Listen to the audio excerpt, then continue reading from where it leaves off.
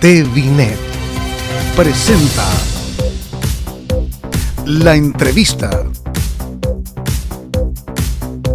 con el alto auspicio de Universidad Austral de Chile.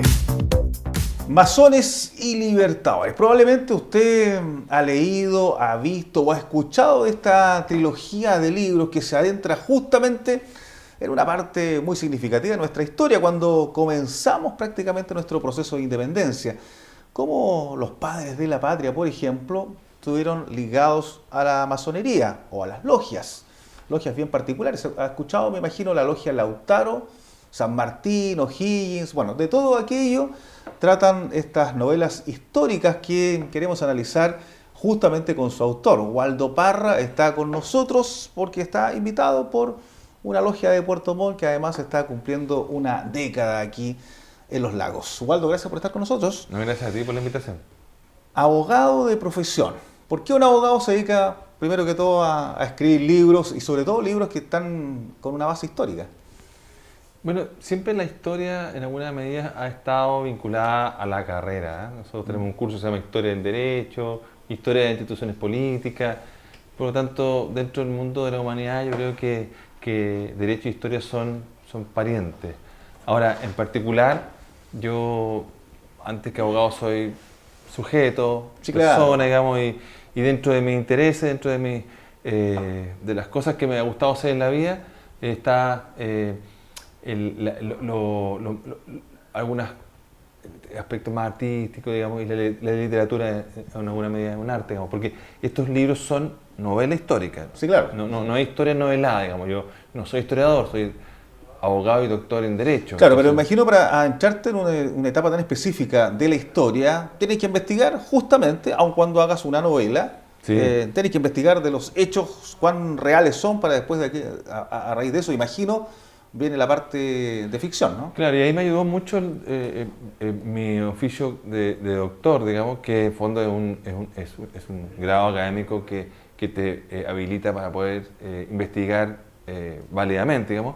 Entonces, efectivamente, tuve que hacer una investigación respecto de toda la etapa, digamos, de la independencia, porque esta trilogía está ambientada en esa época.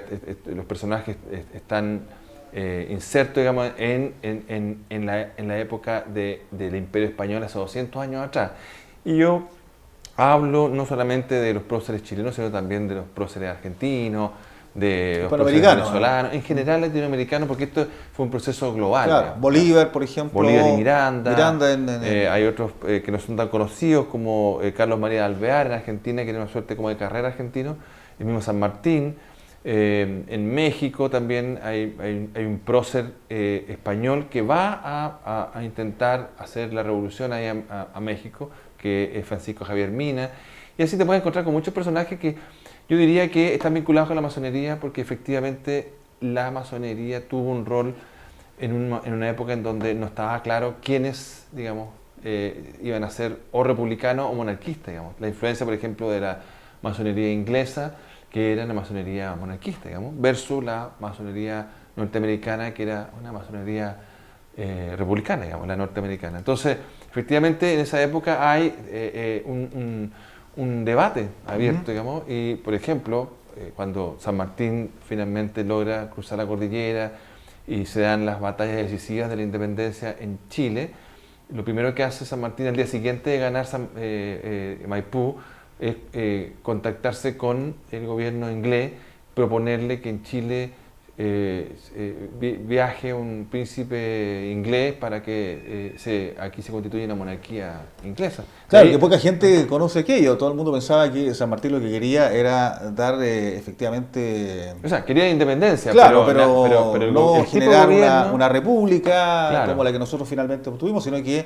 efectivamente sigamos con una monarquía republicana, probablemente. Claro, porque él tenía la convicción de que era la mejor forma, digamos, de gobernar estos territorios. Él tenía ese convencimiento. En cambio, personajes como Bolívar o el propio Carrera sobre todo Carrera era republicano. Uno de repente podrá criticarle muchos aspectos de la figura de Carrera, pero nadie podrá desmentir, digamos, que él era un republicano y seguramente por influencia de la masonería. Por ende, por lo mismo, tomando en cuenta tus libros, tus análisis, lo que has hecho en estas novelas históricas, ¿cuánta relevancia tuvo de verdad la masonería en el proceso emancipador sudamericano, digamos, en Bolivia y todo lo que significa, o con Bolivia, digamos, Venezuela, la antigua Gran Colombia, Ecuador, Perú, Chile, Argentina? No, tuvo una enorme influencia, porque efectivamente estamos hablando desde la figura de Miranda, por ejemplo, que él era masón y él crea una organización que es la Gran Reunión Americana, que más que una logia masónica era una organización que quería cobijar a todos que aspiraban a lo mismo que él quería, que era la independencia, digamos, del Imperio Español.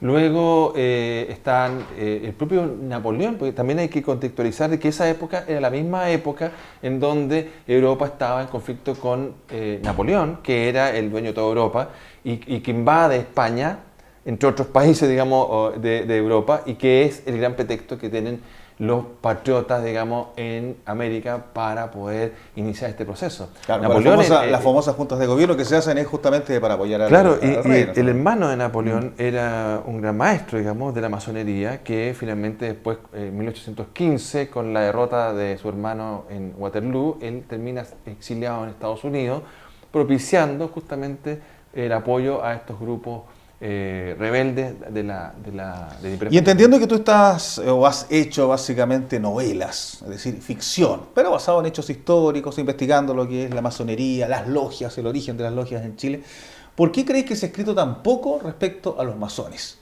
Teniendo o tomando en cuenta lo que tú estás diciendo, que están en nuestro origen prácticamente de nuestro proceso emancipador, de la República, hemos tenido una cantidad importante de presidentes de todos los sectores políticos. Hace muy poco, digamos.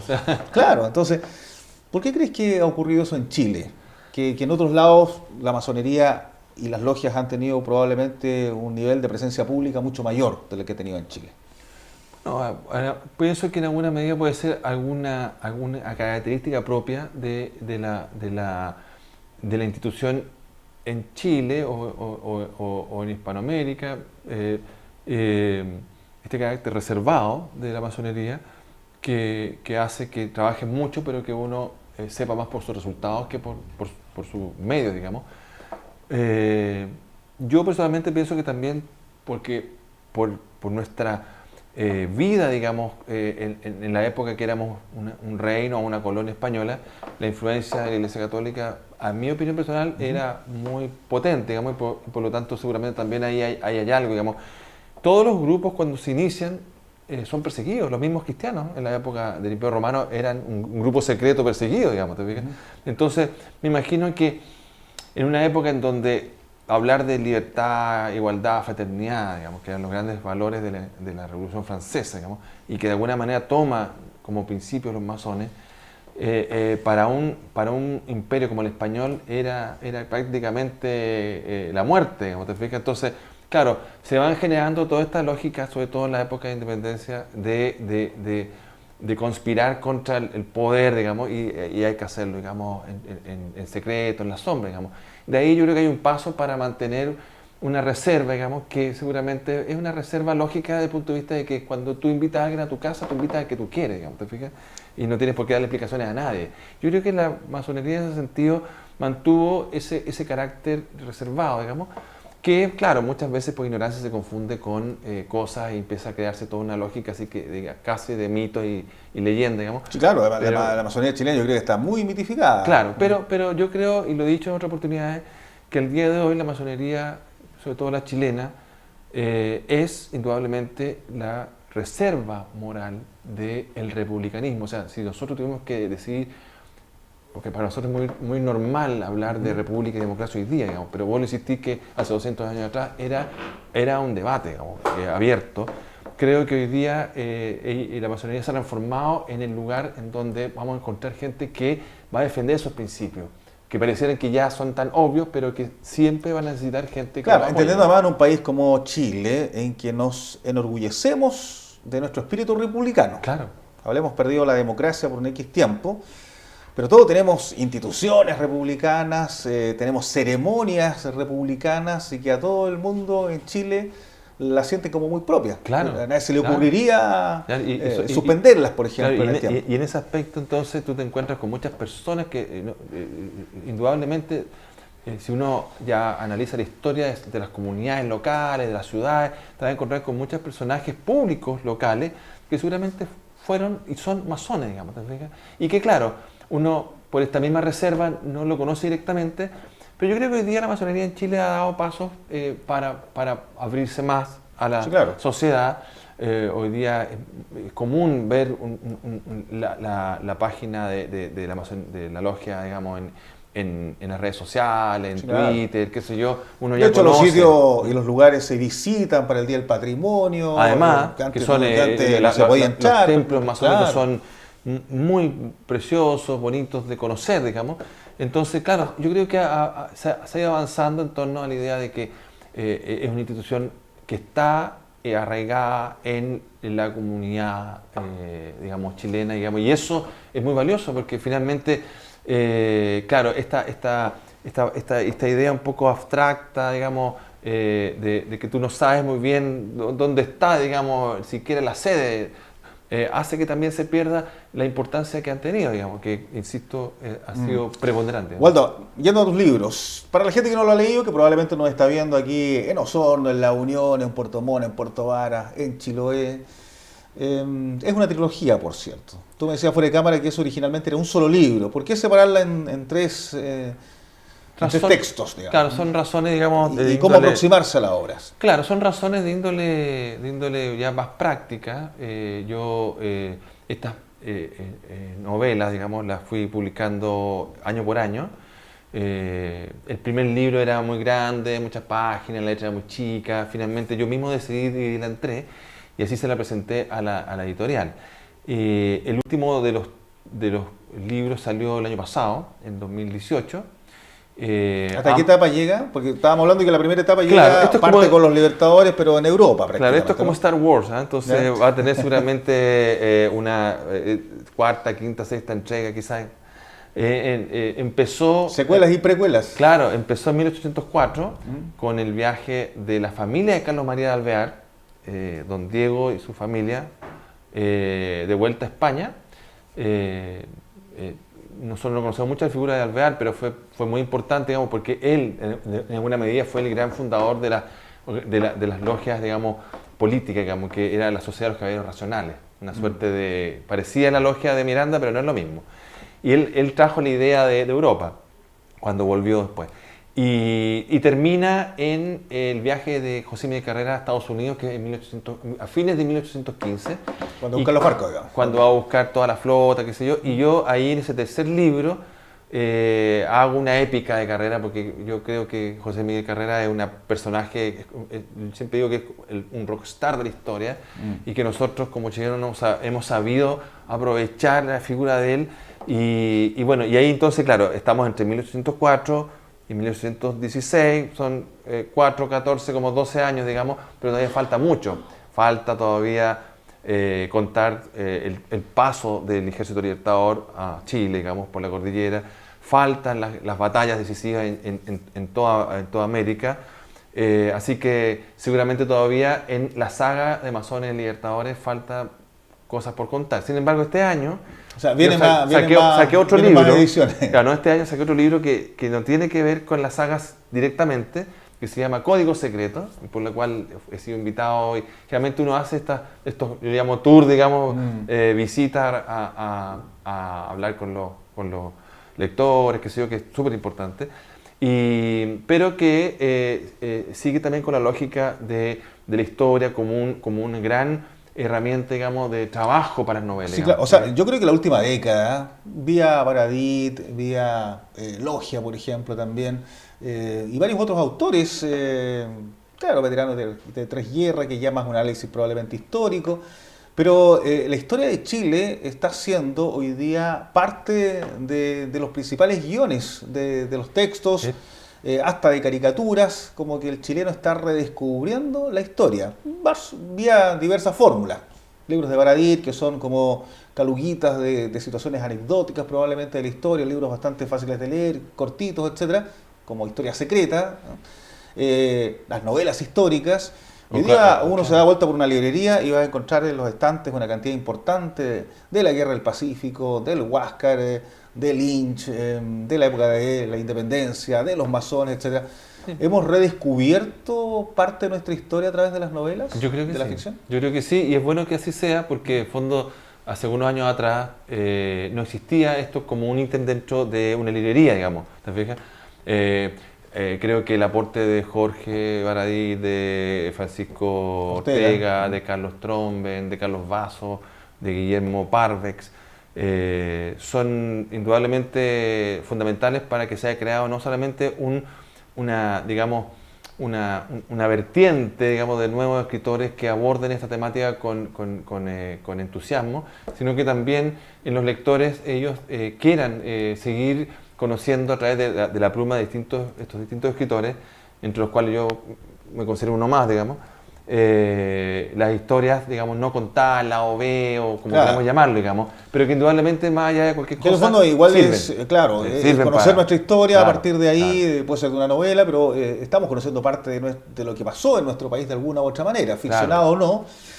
Porque claro, antiguamente la historia, solamente el acercamiento era a través de los historiadores, que Encini Castedo, que Barros Arana, que mucha gente que en el fondo probablemente se está descubriendo un nuevo público. Claro, y la ciencia histórica tiene al debe que, claro, cuando tú lees un libro de historia es una lectura plana, digamos. Tú puedes, por eso que, no sé, pues Encina escribía no sé cuántos tomos, porque en el fondo no tiene un término, ¿te fijas? No hay un desenlace. Entonces, la novela muchas veces contribuye a entusiasmar al lector para que después, si realmente quiere saber... No hay una progresión dramática, claro, porque en el fondo es contar no hay hechos... principio y finales. Claro, y lleno de citas que uno tiene que estar revisando. Claro, entonces, efectivamente, si uno quiere entusiasmarse con la historia, yo creo que lo mejor es leer un libro de literatura, ya sea de ficción o no ficción, y seguramente si ya hay algo como más especial que uno quiera saber, efectivamente hay que recurrir a un libro de historia, que hoy día uno puede encontrar muchos libros de difusión, porque la ciencia también tiene que ser difundida. Entonces, claro, por ejemplo, a mí me encanta un libro de Ferguson, que es un autor inglés, que él ha escrito muchos libros en esa lógica de difusión. Tú te encuentras con libros que hablan sobre el imperio inglés, digamos, pero de una manera que es mucho más fácil de acceder. Entonces, ese es una debe, digo yo, de los historiadores chilenos, en cuanto a que... Claro, hay muchos historiadores que son de la disciplina, claro, que son efectivamente... arrugan un poco la nariz con este tipo de textos. Pero también es porque ellos saben de que en alguna medida ellos no han hecho parte de su pega, que es hacer puente entre la ciencia dura, digamos, que ellos no le hablan al común de los mortales, ellos le hablan a sus iguales. Cuando ellos publican un paper o hacen una investigación, le están hablando a sus equivalentes científicos, que estudian igual, mundo académico. Pero, ¿qué pasa con la mayoría de la gente que puede entusiasmarse con querer saber de sus investigaciones, de la relevancia de lo que estudian? Bueno, ahí se necesitan puentes, y esos puentes, como no han surgido desde libros de difusión histórica, han surgido a partir de esta literatura, digamos, histórica, que yo creo que en ese sentido ha hecho una labor que nos ha permitido conocer más sobre la masonería, nos ha permitido conocer más sobre la historia de Chile y en general, digamos. Así que bienvenido sea, sí, claro, si es que eso nos sirve para... Por lo pronto, ¿cuándo la siguiente entrega de la trilogía? Que probablemente ya no será trilogía, va a ser algo más, ¿no? Yo creo que en este momento yo he dejado descansar un poco a los masones y a los libertadores. Fueron 3 años muy intensos. Pero se creó un grupo de lectores ávidos por, no sé si... Una cuarta entrega. Claro, pero así como George Lucas tuvo que esperar un tiempo, yo creo que yo voy a tener que esperar un tiempo, porque la verdad es que tampoco quiero solamente ser conocido, digamos, por ese tipo de novelas. ¿Y qué periodo de la historia te falta ahí dentro de lo que es el origen de esta trilogía? Bueno, yo no pretendo abarcar más allá de 1821, y por lo tanto... Todo el proceso de la independencia, claro, por lo tanto, a lo más llegaría a lo mejor a la época de 1828-29 con la batalla de Lircay, una cosa así, pero yo creo que esta saga va a terminar cuando ya, claro, en 1821 muere Carrera, en 1822 se va a San Martín a Europa, no vuelve más, digamos, estuvo 10 años clavado, digamos. cuando en 1823 O'Higgins se va, digamos, al Perú, etc. Entonces, es como ahí yo veo que hay como una fecha clave, pero como te digo, todavía faltan muchas cosas que contar y por lo tanto, y en clave de literatura yo creo que todavía queda mucho paño que cortar. Así que yo feliz de seguir trabajando en esa lógica, me encanta, digamos, y bueno, de poder venir a regiones y conversar con los lectores.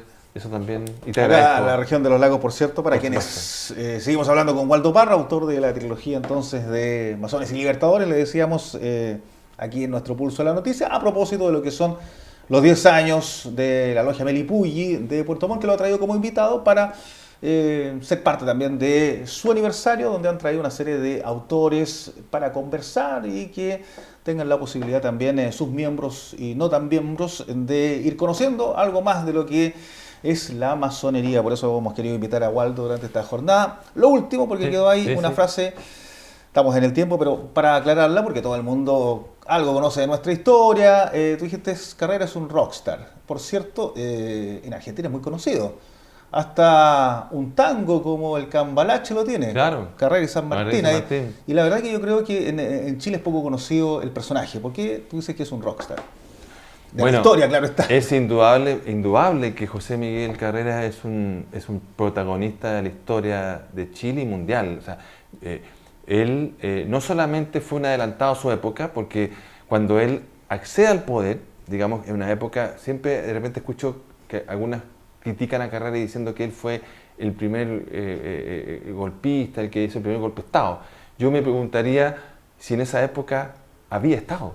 O sea, lo que hizo Carrera fue tomarse el poder, que otra cosa. Era un republicano.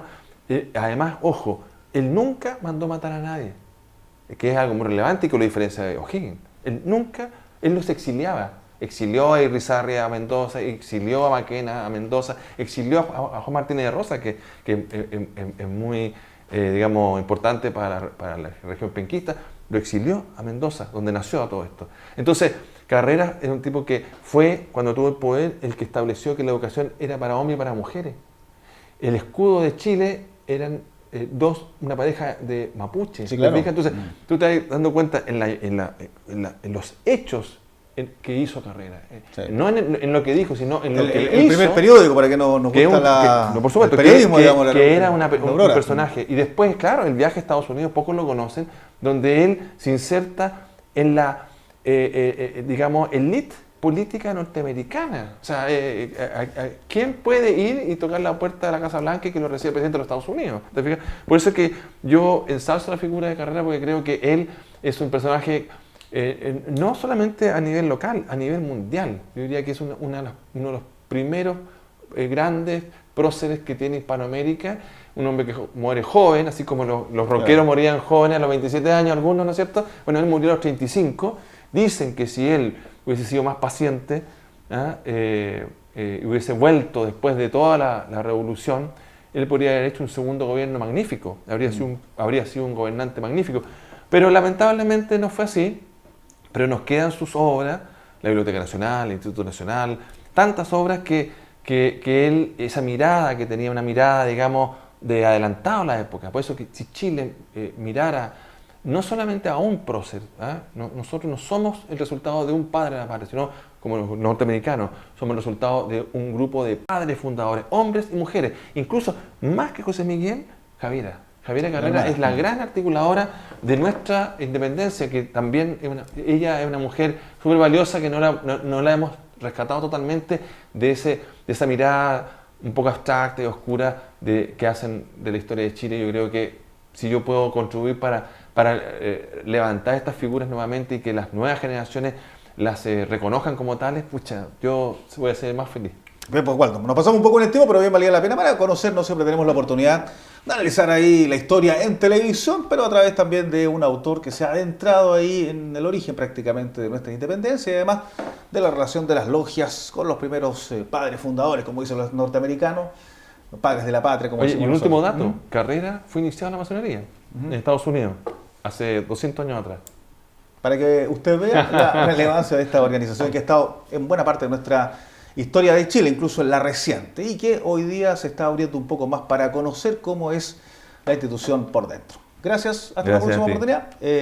Waldo Parra, entonces, autor de esta trilogía. Siempre es bueno leer, bien sabemos, y si es de historia o de novela histórica, también siempre positivo. Gracias, hasta una próxima oportunidad. Somos la televisión regional, esto es Vértice TV, TViNet, hasta cuando nuestra característica indique que estamos nuevamente en contacto para conocer más historia, más personajes y por supuesto también la actualidad de nuestra región de los lagos. Hasta pronto. TViNet presentó la entrevista con el alto auspicio de Universidad Austral de Chile.